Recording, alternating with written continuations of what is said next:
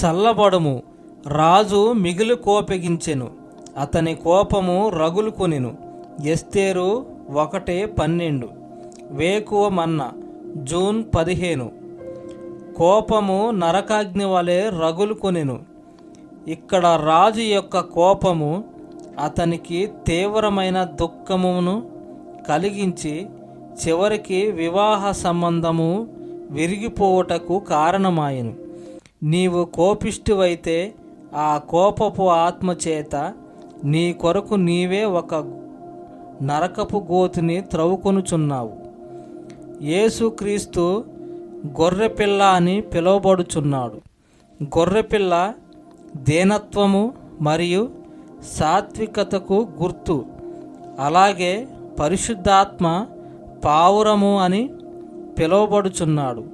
పావురము కూడా సాత్వికమైనది, శాంతి స్వభావము గలది.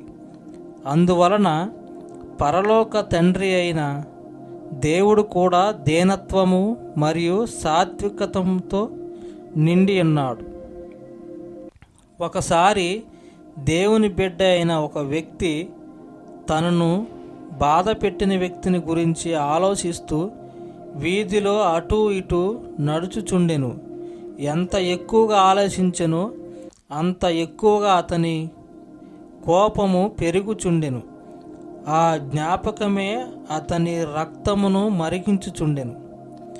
అప్పుడే ఒక తెల్లని వాహనము అతని ముందు నుండి వెళ్ళెను. దానిపై ఎర్రని పెద్ద అక్షరాలతో చల్లబడుము అని వ్రాయబడిండెను. ఆ మాటలు అతనికి పరలోకము నుండి వచ్చిన హెచ్చరిక వలె అనిపించెను.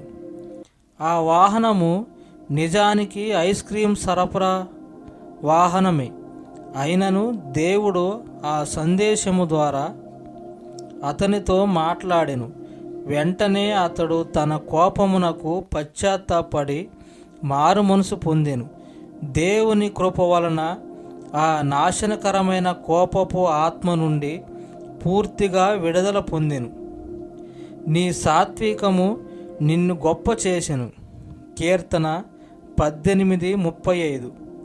ప్రియులారా, మీరు త్వరగా కోపపడే స్వభావమును కలిగిన వారైతే పశ్చాత్తాపడి ప్రభువైన యేసుక్రీస్తు యొద్దకు రండి.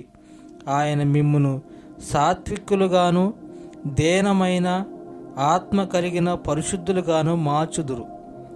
నీతి కోపము నాశనమునకు దారి తీస్తుంది, సాత్వికత దేవుని మహిమకు దారి తీస్తుంది. చల్లబడుము, ప్రభువులో శాంతిని పొందుము.